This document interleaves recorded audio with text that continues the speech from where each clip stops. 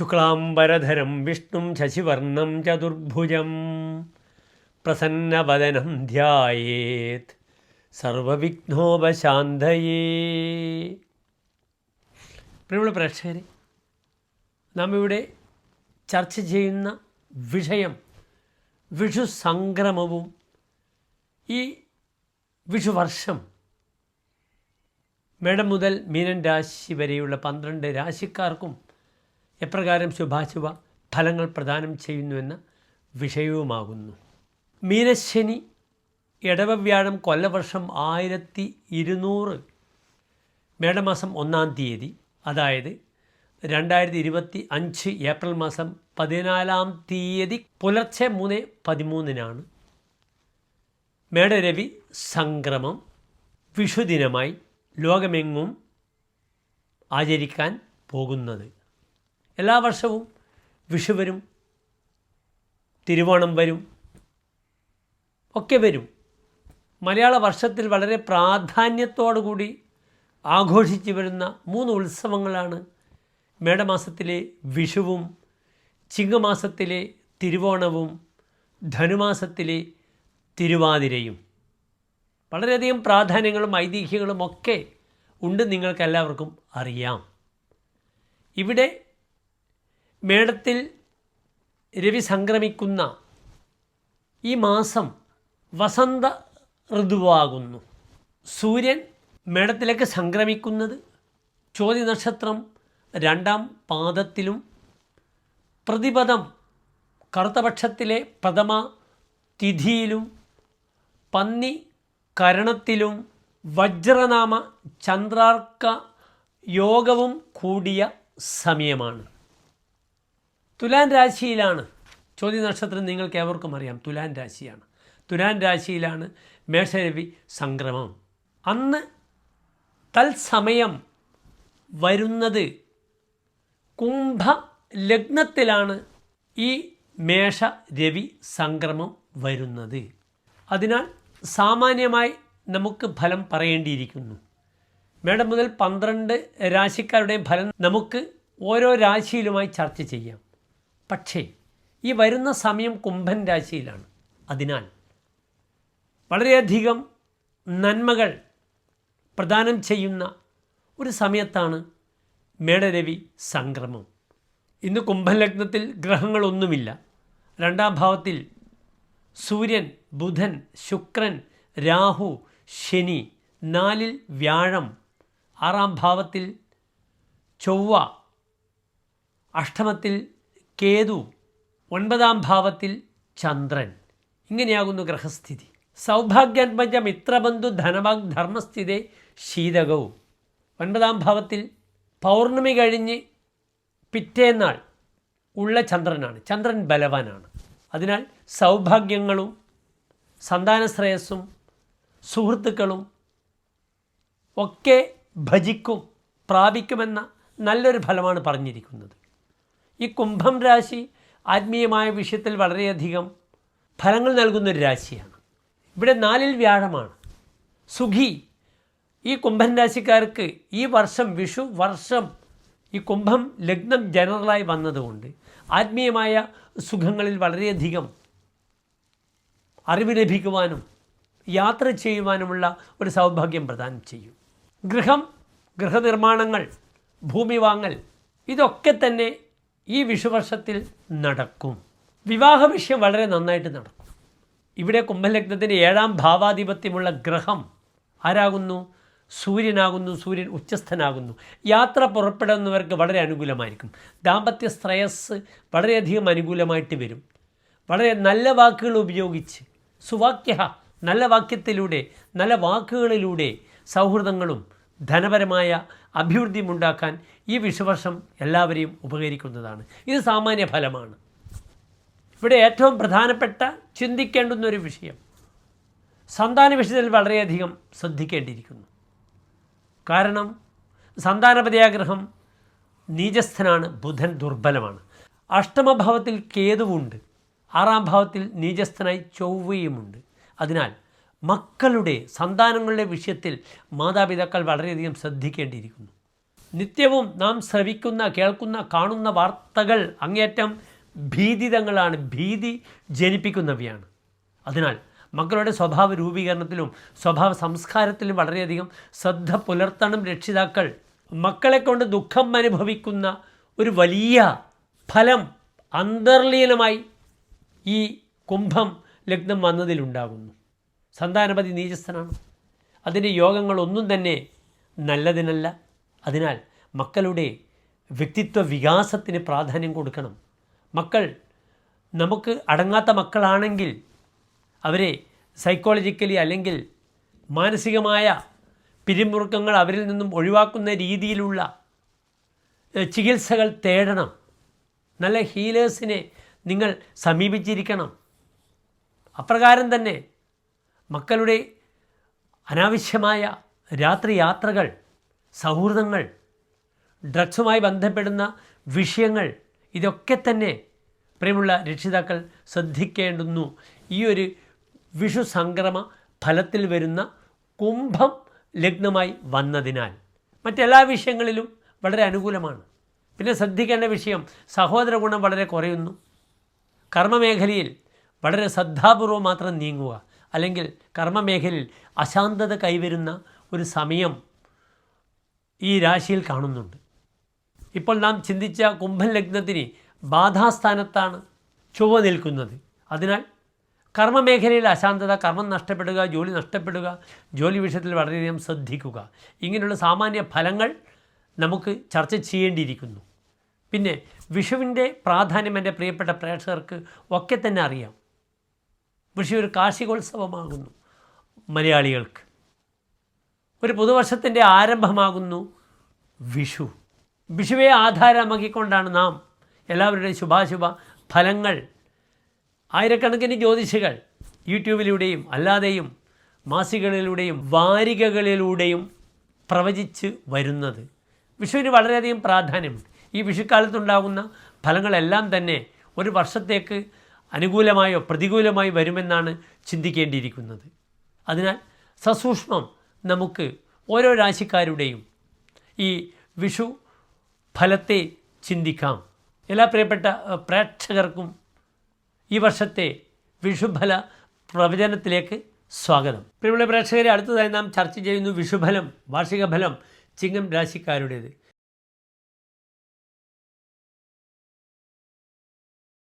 ചിങ്ങം രാശി എന്നാൽ നിങ്ങൾക്ക് സുപരിചിതമാണ്. മകം പൂരം ഉത്രം നക്ഷത്രത്തിൻ്റെ ആദ്യത്തെ 15 നാഴിക വരുന്ന 2.25 നക്ഷത്ര സമൂഹമാകുന്നു ചിങ്ങം രാശി. ഇവിടെ ചിങ്ങം രാശിക്കാർക്ക് ഈ വിഷുഫലത്തിൽ, വിഷുവാർഷിക ഫലത്തിൽ രാശിയിൽ ഗ്രഹങ്ങളിലെ 2-ാം ഭാവത്തിൽ കേതു, 3-ാം ഭാവത്തിൽ ചന്ദ്രൻ, അഷ്ടമഭാവത്തിൽ ബുധൻ, ശുക്രൻ, ശനി, രാഹു, 9-ാം ഭാവത്തിൽ സൂര്യൻ, 10-ാം ഭാവത്തിൽ വ്യാഴം, 12-ാം ഭാവത്തിൽ ചൊവ്വ. ഇവിടെ ചിങ്ങൻ രാശിക്കാർക്ക് നാം മനസ്സിലാക്കേണ്ടുന്ന ഒരു വിഷയം, രാശിയുടെ അധിപനായ ഗ്രഹം സൂര്യൻ, ചിങ്ങൻ രാശിയുടെ അധിപനായ ഗ്രഹം സൂര്യനാകുന്നു. ആ സൂര്യൻ ഉച്ചത്തിൽ നിൽക്കുന്നു. ഒരു ഗ്രഹം ഉച്ചത്തിൽ നിൽക്കുമ്പോൾ തനിക്ക് എല്ലാവിധ അംഗീകാരങ്ങളും കഴിവുകളും ഗൃഹസംബന്ധമായ പ്രവർത്തനങ്ങളും ഒക്കെ അനുകൂലമായി വരും. ജനങ്ങൾ ബഹുമാനിക്കും.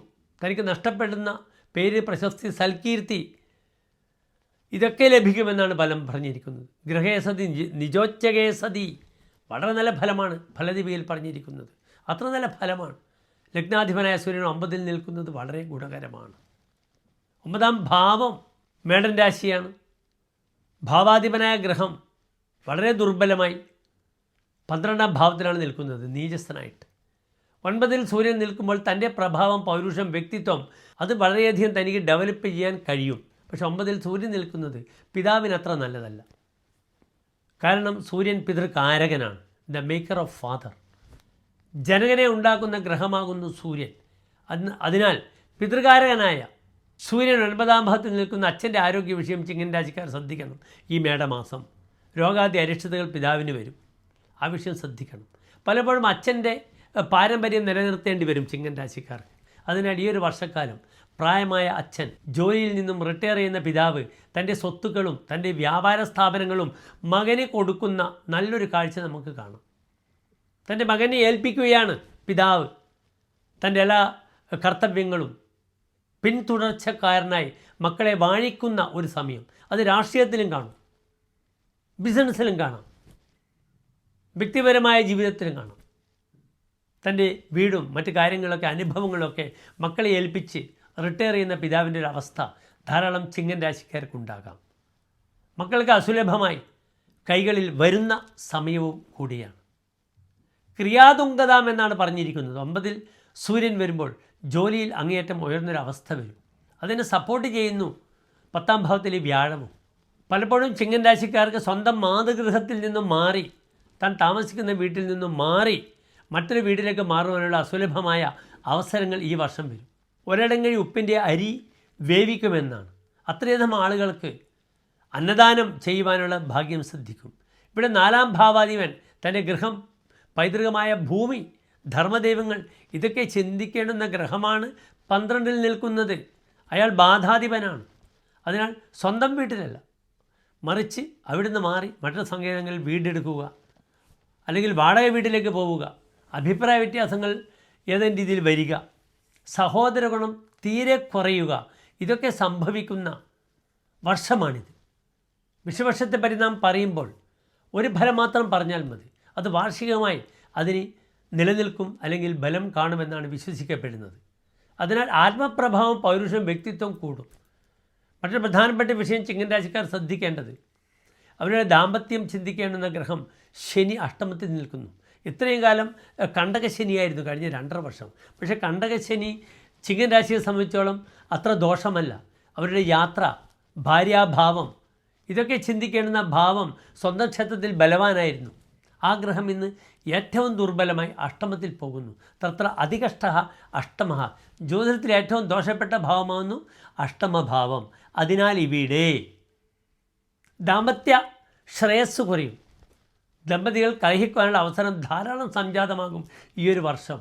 കോടതിയിൽ ഡൈവേഴ്സിന് പോവുക, പരസ്പരം ഒപ്പിടുക. എൻ്റെ അടുത്ത സുഹൃത്തിന് ഈ കണ്ടകശനി തുടങ്ങി 29-ന് ശനി മാറി 31-ാം തീയതിയോ 1-ാം തീയതിയോ മറ്റോ ആയിരുന്നു അദ്ദേഹത്തിൻ്റെ ഡൈവേഴ്സ് പെറ്റീഷനിൽ ഭാര്യയും ഭർത്താവും 6 മാസമായി അവർ കൊടുത്തിട്ട് ബുദ്ധിമുട്ടുകയായിരുന്നു. രണ്ടുപേരും പരസ്പര സമ്മതത്തോടുകൂടി ഡൈവേഴ്സിൽ ഒപ്പിട്ട് പിരിഞ്ഞു. അതിനാൽ വൈവാഹിക ജീവിതത്തിൽ പിരിയുവാനുള്ള അവസരങ്ങൾ ധാരാളം വരുന്ന സമയമാണിത്. പിരിയണമെന്ന് ഒരിക്കലും ജ്യോതിഷം പറയുകയില്ല. എൻ്റെ അടുത്ത് വരുന്ന ക്ലയൻസുകൾ എത്ര വർഷങ്ങളുണ്ടായാലും നമ്മൾ പരസ്പരം പരമാവധി അവരെ ഒന്നിപ്പിക്കുവാൻ ശ്രമിക്കുന്നൊരു വ്യക്തിയാണ് ഞാൻ. അതിനാൽ ദാമ്പത്യ വിഷയത്തിൽ വളരെയധികം ശ്രദ്ധിക്കണം. മറ്റൊരു പ്രധാനപ്പെട്ട വിഷയം ചതി, വഞ്ചന ഇവയ്ക്ക് പാത്രമാകും ചിങ്ങൻ രാശിക്കാർ. കാരണം അഷ്ടമത്തിൽ ശനിയാണ്. ഭൃത്യജനങ്ങളാൽ എന്ത് ചെയ്യപ്പെടും? ചതിക്കപ്പെടും, അപമാനിക്കപ്പെടും. നമുക്കെതിരെ, മുതലാളിക്കെതിരെ കേസ് കൊടുക്കുന്ന തൊഴിലാളികളെ നമുക്ക് കാണാൻ കഴിയും ചിങ്ങൻ രാശിക്കാരുടെ ഈ ഒരു വിഷു ഫല വാർഷിക സമയത്ത്. അതിനാൽ വളരെയധികം ജാഗ്രത പാലിക്കണം. മറ്റൊരു പ്രധാനപ്പെട്ട വിഷയം, തൻ്റെ ഭൃത്യന്മാരെ കൊണ്ട് തനിക്ക് അപകടമുണ്ടാകും. വലിയ വലിയ കമ്പനികൾ നടത്തുന്നവർക്ക് പെട്ടെന്ന് ചൂടുകാലത്ത് സൂര്യാതാപമേൽക്കുക, അല്ലെങ്കിൽ വലിയ വൈദ്യുതി സംബന്ധമായ വല്ല കേബിളുകൾ വർക്ക് ചെയ്യുന്നവർക്ക് പെട്ടെന്ന് വിദ്യുത് ശക്തി ഏൽക്കുക, വിദ്യുത് പ്രവാഹമേൽക്കുക, എന്നിട്ട് പെട്ടെന്ന് മരണം സംഭവിക്കുക. ഇലക്ട്രോ മെക്കാനിക്കൽ കമ്പനികൾ നടത്തുന്ന വിദേശത്തുള്ള മലയാളികളായാലും വിദേശികളായാലും വളരെയധികം ശ്രദ്ധിക്കണം. വലിയ പെനാൽറ്റി തൻ്റെ കമ്പനികൾക്ക് വരും. അതിനാൽ തങ്ങളുടെ തൊഴിലാളികളുടെ കാര്യങ്ങളൊക്കെ വളരെ ജാഗ്രത പാലിക്കണം. അവരുടെ രേഖകളും കാര്യങ്ങളും ഒക്കെ തന്നെ ചിങ്ങൻ രാശിക്കാർ വളരെയധികം ശ്രദ്ധിക്കണം. ശാരീരികമായും ചിങ്ങൻ രാശിക്കാർ നോക്കേണ്ടത് തന്നെ കണ്ണുകളെ വളരെയധികം ശ്രദ്ധിക്കണം. കണ്ണുകൾക്കുണ്ടാകുന്ന രോഗങ്ങൾ സ്വൽപാത്മജോ നിധനകെ വികലേക്ഷണ എന്നാണ് ഫലം പറഞ്ഞിരിക്കുന്നത്. നേത്ര സംബന്ധമായ രോഗങ്ങൾ, സന്താന വിഷയത്തിലുണ്ടാകുന്ന പ്രയാസങ്ങളൊക്കെ തന്നെ അനുഭവിക്കേണ്ടുന്ന സമയമാകുന്നു. കണ്ണ് രോഗികളും പൈൽസ് രോഗികളും ശ്രദ്ധിക്കണം. ഉദരരോഗം വന്നത് പൈൽസ് രോഗമാകും. ഗ്യാസ്ട്രോ കംപ്ലയിൻസ് വന്ന് ഗ്യാസ്ട്രിക്കായിട്ട് ബന്ധപ്പെടുന്ന രോഗങ്ങൾ, സർജറി, മലാശയം, മലാശയവുമായി ബന്ധപ്പെടുന്ന മൂത്രാശയങ്ങളുമായി ബന്ധപ്പെടുന്ന രോഗങ്ങളുടെ സമയമാകുന്നു. ശ്രദ്ധിക്കണം. തന്നെ പൗരുഷം ഇംപ്ലിമെൻറ്റ് ചെയ്യാൻ ബെസ്റ്റാണ്. തൊഴിൽ മാറുമ്പോൾ തന്നെ ഇന്ന് കർമാധിപനായ ഗ്രഹം ശുക്രൻ അഷ്ടമത്തിലാണ്. തൊഴിൽ നഷ്ടപ്പെടുക അല്ലെങ്കിൽ മറ്റൊരു തൊഴിലേക്ക് പോകുക, ഇതിനൊക്കെ തന്നെ ചിങ്ങൻ രാശിക്കാർക്ക് നല്ല സമയമുണ്ട്. പ്രത്യേകിച്ച് മെയ് 15 മുതൽ 11 വ്യാഴം വരികയാണ്. ചിങ്ങൻ രാശിക്കാർക്കാണ് 11ാം ഭാവത്തിൽ വ്യാഴം ഏറ്റവും നല്ല ഭാവം ഏതാണ്? 11ാം ഭാവമാണ്. അഗുപ്യഞ്ച ലാഭേ ഗുരോ കിന്നലഭ്യം ഭവന്തി അഷ്ടധീമന്ത്യം അന്യേ മുനീന്ദ്രാഹ. പിതൃഭാരഭൃത്, പിതാവിൻ്റെ ഭാരം വഹിക്കും. അതിനാലാണ് ഞാൻ ആദ്യം സൂചിപ്പിച്ചത്, പൈതൃകമായ കമ്പനികൾ, ഉത്തരവാദിത്തങ്ങൾ മക്കൾക്ക് ഏറ്റെടുക്കാം. അച്ഛനുണ്ടാക്കിയ 2 തിരി ദീപം വിളക്ക് അത് 5 തിരിയായി, 9 തിരിയായി. പ്രാപ്തരായ മക്കൾക്ക് മാറിയിട്ട് തെളിയിച്ചു കൊടുക്കും കാലത്തിന്. യെസ്, ഇതാണ് എൻ്റെ പാരമ്പര്യം നിലനിർത്തുക. പല മക്കളും പാരമ്പര്യത്തിൽ അഭിമാനിക്കുന്ന രാശിയാണ് ചിങ്ങൻ രാശി. അവർ മാതൃവിധേയരാണ്, തൻ്റെ മാതാവിനോട് കൂറുള്ളവരാണ്. അതിനാൽ തന്നെ ധർമ്മദൈവങ്ങളോട് വളരെയധികം താല്പര്യം കാണും. ഇവിടെയാണ് ഞാൻ സൂചിപ്പിക്കുന്നത്, ചിങ്ങൻ രാശിക്കാർക്ക് ഭാഗ്യാധിപനായ ഗ്രഹം 12ലാണ്. തങ്ങളുടെ ധർമ്മദൈവ സങ്കേതത്തിൽ ഈ മേടമാസം മുതൽ ഏപ്രിൽ 14-ാം തീയതി മുതൽ എല്ലാ മാസവും ധർമ്മദൈവ സങ്കേതത്തിൽ 1 വർഷക്കാലം വിളക്കിലേക്ക് എണ്ണ തിരി ഉത്സവം വരുമ്പോൾ അവിടെ നമ്മളുടെ പേരിൽ 5-10 ലിറ്റർ എണ്ണ കൊണ്ട് നിറവിളക്ക് സമർപ്പിക്കണം. അപ്രകാരം തന്നെ നിറമാല സമർപ്പിക്കണം. ഇവിടെ പദവികൾ എടുക്കാൻ അത്ര ഗുണമുള്ള സമയമല്ല. അഷ്ടമത്തിൽ മുഴുവനും പാപഗ്രഹങ്ങളാണ്. അവവാദോ മഠാപത്രി പാപയെ അഷ്ടമസ്ഥിതേ. 8ൽ പാപഗ്രഹം വരുമ്പോൾ അനാഥാലയം, മന്ദിരം, ക്ഷേത്രം ഇതിൻ്റെയൊക്കെ നിർമ്മാണ പ്രവർത്തനങ്ങളിൽ പേരുദോഷം വരും. പദവികൾ ദുരുപയോഗം ചെയ്തു എന്ന പേരുദോഷം സംഭവിക്കും. അതിനാൽ സാമ്പത്തിക മേഖലകളിൽ ഖജാൻജി, ട്രഷറർ മുതലായ അല്ലെങ്കിൽ പ്രസിഡന്റ്, വൈസ് പ്രസിഡന്റ് ഇതുമായി ബന്ധപ്പെടുന്ന ആളുകളെല്ലാം തന്നെ ഈ ഒരു വർഷക്കാലം അപവാദങ്ങളെ ഭയക്കണം. വലിയ ഫണ്ട് തിരിമറിയൊക്കെ വന്നാൽ നമ്മളുടെ തലയിൽ ആരോപിക്കപ്പെടും. അതിനാൽ വളരെയധികം ജാഗ്രത പാലിക്കുക. പുതിയ പദവി ഉണ്ടെങ്കിൽ 1 വർഷം കഴിഞ്ഞ് മതിയെന്ന് ചിന്തിക്കണം. ഈ 20 വർഷക്കാലം പദവികൾ ഏറ്റെടുക്കുന്നത് അത്ര ശുഭമല്ല. ശുക്രനും ശനിയും കൂടിയാണ് യോഗം. അതിനാൽ പലപ്പോഴും സ്ത്രീ വിഷയത്തിൽ അവഖ്യാദികളും ചിങ്ങൻ രാശിക്കാർ കേൾക്കേണ്ടി വരും. സ്വതവേ ചിങ്ങൻ രാശിക്കാർ സ്ത്രീകളോട് അധികം അടുക്കാത്തവരാണ്. സ്ത്രീ ദ്വേഷ്യ എന്നാണ് ഫലം പറഞ്ഞിരിക്കുന്നത്. സ്ത്രീകളോട് വളരെയധികം അടുക്കില്ല. പക്ഷേ അപവാദങ്ങൾ ഉണ്ടാകാൻ അധികം ഒന്നും വേണ്ട. സ്ത്രീകളോട് അടുക്കണമെന്നില്ല. നമ്മുടെ പഴയ മന്ത്രി BJ ജോസഫ് ഒരു വിമാനയാത്ര, ഉമ്മൻചാണ്ടി സാർ എല്ലാം നിങ്ങൾ ആലോചിക്കണം. അപവാദങ്ങൾ വന്ന് പദവി മുഴുവനും നശിച്ചതിന് ശേഷം പിന്നെ അവിടെ അയാൾക്ക് മുക്തനായിട്ട് വല്ല കാര്യവുമുണ്ടോ? അപവാദങ്ങളിൽ നിന്നില്ല, ഇദ്ദേഹം ചെയ്തിട്ടില്ല എന്ന് പറയുന്നതിന് പിന്നെ അർത്ഥമില്ല. ഒരു വലിയ സമൂഹം തനിക്കെതിരെ പരിഹാസരൂപേണ കാണുന്ന അവസ്ഥ സംജാതമായി കഴിഞ്ഞു. ആ സമയത്ത് മേൽപ്പറഞ്ഞ വ്യക്തികൾക്കെല്ലാം തന്നെ പത്രങ്ങളൊക്കെ കൊട്ടിഘോഷിക്കപ്പെട്ടു. അവരുടെ വാർത്തകളിൽ നിറഞ്ഞു, TV ചാനലുകൾ നിറഞ്ഞു. ഇപ്പോൾ അവർ നിരപരാധിയാണെന്ന് പിന്നീട് പറയുമ്പോൾ, കാലം തെളിയിക്കുമ്പോൾ ആർക്കും ഉത്തരമില്ല. അതിനാൽ അപവാദങ്ങളെ ഭയക്കണം. പ്രത്യേകിച്ച് സമൂഹത്തിൽ മാന്യതയുള്ള വ്യക്തികൾ അപവാദം വരുമ്പോൾ പദവി നഷ്ടപ്പെടും.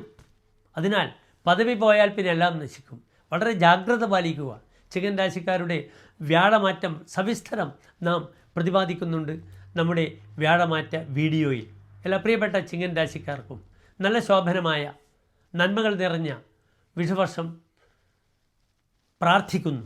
ഇവിടെ പ്രധാനപ്പെട്ട് ചെയ്യേണ്ടുന്ന കാര്യങ്ങൾ, ദാമ്പത്യത്തിൽ ഐക്യമത്യ അർച്ചന ചെയ്യണം ഭാര്യാഭർത്താക്കന്മാർ തമ്മിൽ. ശാരീരിക ക്ലേശങ്ങൾക്ക് പരിഹാരമായി എന്ത് ചെയ്യണം? ശിവക്ഷേത്രത്തിൽ കൂവളമാല മൃത്യുഞ്ജയ ഹോമം വഴിപാടായി ചെയ്യണം. ഏറ്റവും പ്രധാനപ്പെട്ട വിഷയം അഷ്ടമശനിയാണ്. ഓം ശം ശനീശ്വരായ നമഃ എന്ന പ്രാർത്ഥനയോടുകൂടി എല്ലാ ശനിയാഴ്ചകളിലും നെയ്വിളക്ക് ശനീശ്വരന് സമർപ്പിക്കണം. ഹനുമാൻ ചാലീസ ജപിക്കുന്നത് വളരെ ഗുണകരമാണ്. നമസ്തേ.